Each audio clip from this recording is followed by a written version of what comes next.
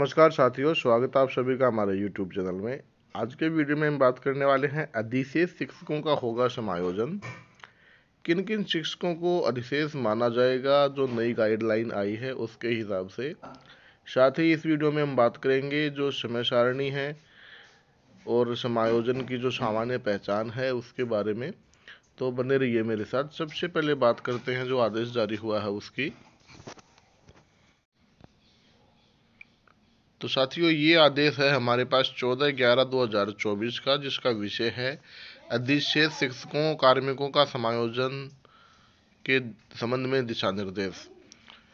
सबसे पहले साथियों, पहले जो आदेश जारी हुआ था उसके हिसाब से हमने जो डाक है वो भेजी थी। उसमें कौन से शिक्षक अधिशेष है और कहाँ तक के शिक्षक अधिशेष हैं इसके बारे में बताया था।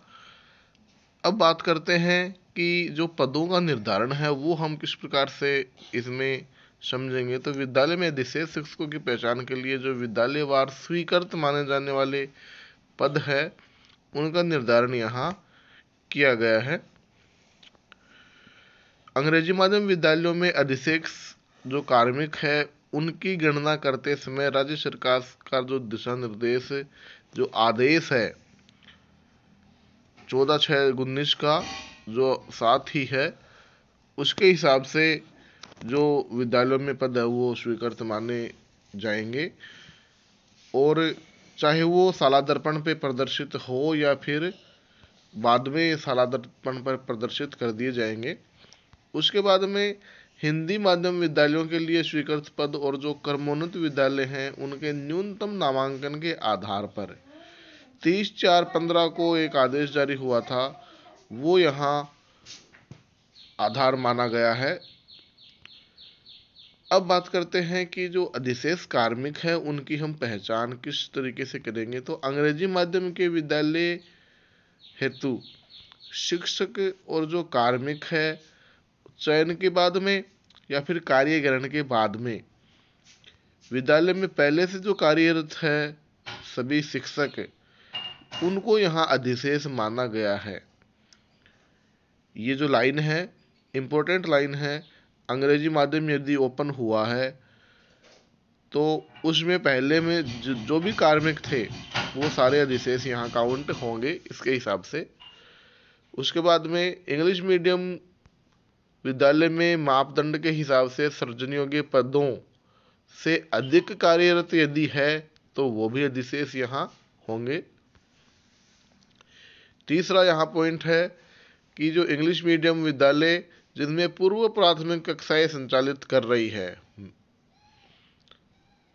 जैसे यहाँ हम उदाहरण लेते हैं, जैसे कोई विद्यालय 1 से 5 तक इंग्लिश माध्यम में हो गया, अब वहाँ 6ठी कक्षा चलेगी। कक्षा 5 के बाद में नेक्स्ट जो सेशन होगा उसमें, तो इसमें पूर्व प्राथमिक शिक्षा अध्यापकों के पद स्थापन पर कार्य ग्रहण करने की स्थिति में इन विद्यालयों में पूर्व प्राथमिक कक्षाओं के अध्यापन हेतु चयनित अध्यापक लेवल प्रथम को यहाँ अधिशेष माना जाएगा। उसके बाद में कर्मोन्नत विद्यालय में शासन का जो आदेश है 30/4/15 का, उसमें जो मापदंड दिए गए हैं कार्यरत शिक्षक हैं उनको यहाँ अधिशेष माना जाएगा। जिन अंग्रेजी माध्यम विद्यालयों में कंप्यूटर शिक्षक पद हेतु चयन प्रक्रिया से पूर्व में चयनित अध्यापक की लेवल 1 और 2 का पद स्थापन किया गया है, लेकिन इन विद्यालयों में वरिष्ठ कंप्यूटर अनुदेशक या बेसिक कंप्यूटर अनुदेशक का पद स्वीकृत होकर कार्मिक पद स्थापित हैं, तो वो जो पहले वाले हैं वो यहाँ अधिशेष हो जाएंगे। अंग्रेजी माध्यम विद्यालयों में जिस स्तर की अंग्रेजी माध्यम की कक्षाएं संचालित हो रही है उस स्तर तक प्रावधान हेतु अंग्रेजी माध्यम विद्यालयों में जो मापदंड है, इसके अलावा जो शिक्षक कार्यरत हैं वो भी यहाँ अधिशेष माने जाएंगे। अगला यहाँ पॉइंट दे रखा है प्रारंभिक और माध्यमिक शिक्षा के विद्यालयों में स्वीकृत पद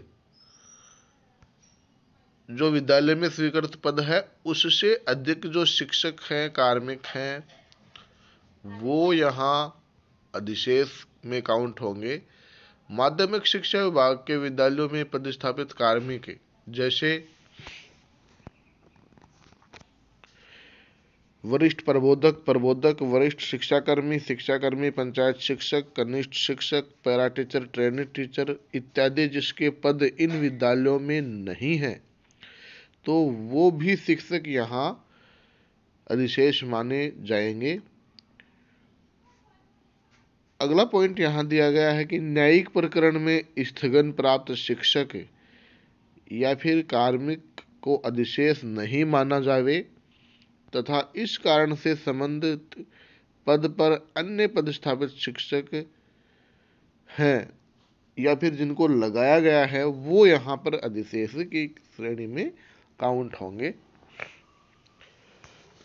अगला पॉइंट यहाँ दिया है कि मंत्रालयिक संवर्ग के अधिशेष कार्मिकों की पहचान करते समय वित्त विभाग राजस्थान सरकार का जो आदेश है 25/5/22 उसकी यहाँ पालना सुनिश्चित की जाएगी। तो ये आदेश जो है इसमें जो पॉइंट दिए गए हैं इनको यहाँ फॉलो किया जाएगा।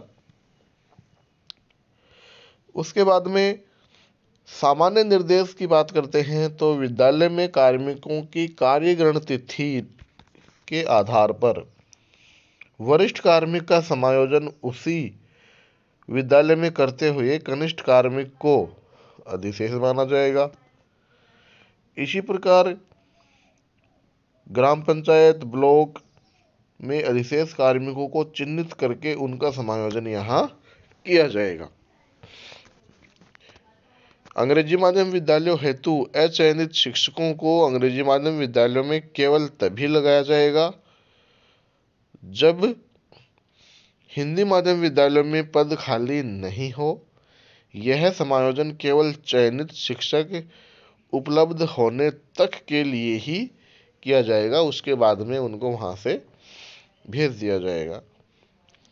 अगला यहाँ पॉइंट दे रखा है माध्यमिक शिक्षा विभाग के विद्यालयों में अधिशेष कार्मिकों का समायोजन उसी स्पष्ट रिक्त पद या फिर विषय पर उनके मूल पद के हिसाब से ही माध्यमिक शिक्षा विभाग के विद्यालयों में किया जाएगा। अन्य पद और अन्य विषय के विरुद्ध पदस्थापन कतई नहीं किया जाएगा। माध्यमिक शिक्षा विभाग के विद्यालयों में रिक्त पद शेष नहीं होने पर प्रारंभिक शिक्षा विभाग के विद्यालयों में समायोजन की कार्रवाई यहाँ की जाएगी।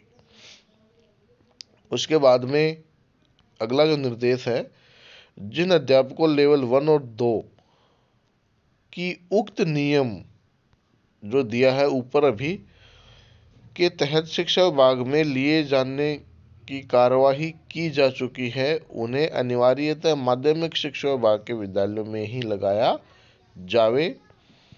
यदि जिले में माध्यमिक शिक्षा विभाग के अधीन विद्यालयों में पद खाली नहीं है तभी उन्हें प्रारंभिक शिक्षा में लगाया जाएगा। उसके बाद में जिन अध्यापकों लेवल 1 और 2 के संबंध में राजस्थान शिक्षा सेवा राज्य और अधीनस्थ के नियम जो 2021 है शिक्षा विभाग में लिए जाने की कार्रवाई नहीं की गई है उन्हें विभाग में पद शेष नहीं होने की स्थिति में अधिशेष मानते हुए जो पंचायती राज पद है वहां उनको लगा दिया जाएगा। अगला यहाँ निर्देश है कि माध्यमिक शिक्षा विभाग में समायोजन नहीं हो सकने वाले कार्मिक मतलब जो माध्यमिक शिक्षा विभाग में नहीं रहेंगे जैसे वरिष्ठ प्रबोधक है, वरिष्ठ शिक्षाकर्मी है, शिक्षाकर्मी है, पंचायत शिक्षक, कनिष्ठ शिक्षक, पैरा टीचर ये एलिमेंट्री डिपार्टमेंट के हैं तो उनको वहीं उन्हीं विद्यालयों में पदस्थापित किया जाएगा। अगला यहाँ पर दिशा निर्देश है अनुसूचित क्षेत्र के अराजपत्रित शिक्षकों या कार्मिकों को नियमानुसार केवल अनुसूचित क्षेत्र के विद्यालयों में और वह जो गैर अनुसूचित क्षेत्र के अराजपत्रित शिक्षकों को गैर अनुसूचित क्षेत्र के विद्यालयों में ही लगाया जाएगा। अगला यहाँ पर दिशा निर्देश है, अनुसूचित क्षेत्र में पदस्थापित शिक्षक जिनका टीएसपी से नॉन टीएसपी में स्थानांतरण आदेश जारी किए जा चुके हैं किंतु रिलीवर के अभाव में उनको कार्य मुक्त नहीं किया गया है, उनको उन्हीं विद्यालयों में उपलब्ध रिक्त पद पर पदस्थापित माना जाए, ये भी यहाँ निर्देश दिया गया है। इसके बाद में राजस्थान स्वेच्छा ग्रामीण सेवा नियम 2010 के तहत जो शिक्षक नियुक्त किए गए हैं उनको ग्रामीण विद्यालयों में लगाने का प्रावधान यहाँ किया गया है। उसके पश्चात अंग्रेजी माध्यम विद्यालयों हेतु चयनित हुए शिक्षकों को अधिशेष होने की स्थिति में उनको वापस अंग्रेजी माध्यम विद्यालयों में ही लगाया जाए, न कि हिंदी माध्यम विद्यालयों में।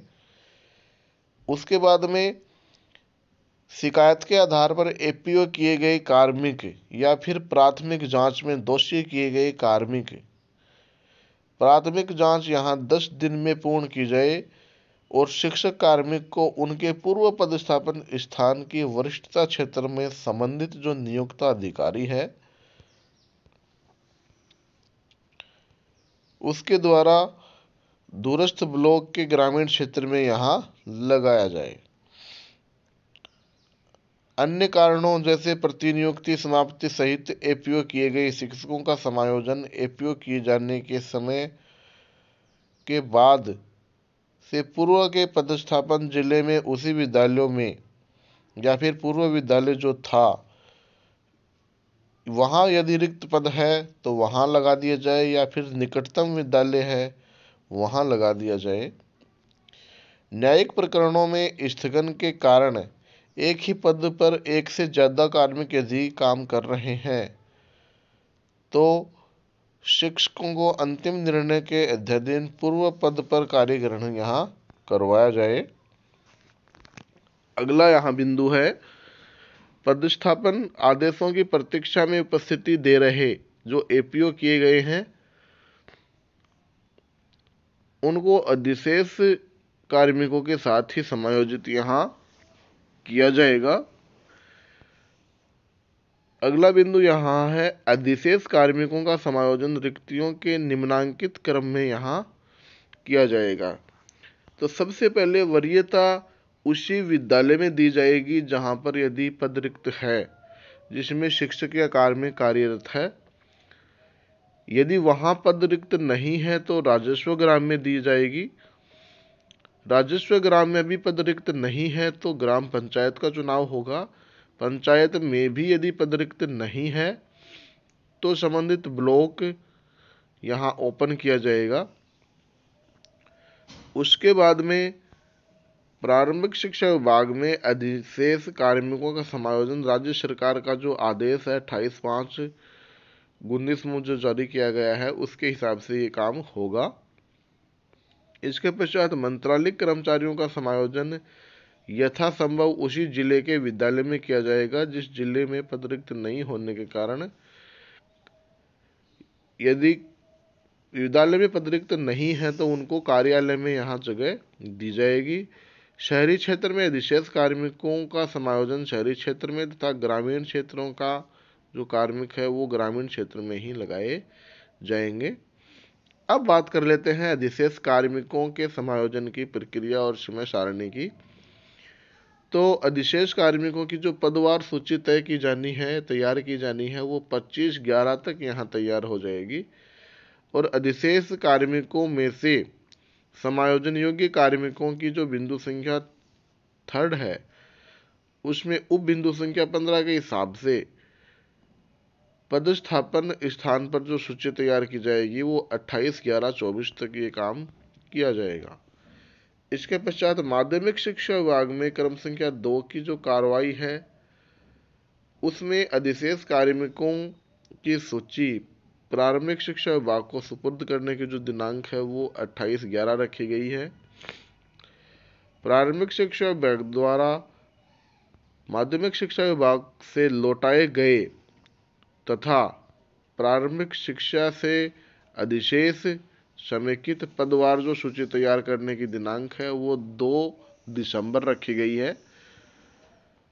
प्रारंभिक शिक्षा विभाग द्वारा बिंदु संख्या 3 में जो पदस्थापन सूची तैयार की जानी है वो 4 तारीख को, और प्रारंभिक और माध्यमिक शिक्षा विभाग द्वारा पदस्थापन आदेश जारी किया जाएगा वो यहाँ 6 तारीख को। तो लास्ट का जो पदस्थापन आदेश है वो 6 तारीख तक यहाँ निकल जाएगा। तो साथियों, ये थे सारे के सारे दिशा निर्देश। यदि इस दिशा निर्देशों में किसी प्रकार की विसंगति आती है तो यहाँ पर जो राजकीय आदेश है उसको ही आप वरीयता देवें। ये वीडियो केवल आपकी जानकारी के लिए बनाया गया है। जानकारी अच्छी लगी हो तो अपने साथियों के साथ ज़रूर शेयर करें। इस संबंध में कुछ क्वेरी हो तो कमेंट बॉक्स में ज़रूर लिखें, हम उसका समाधान करने का प्रयास करेंगे। मिलते हैं आपसे एक नए वीडियो में।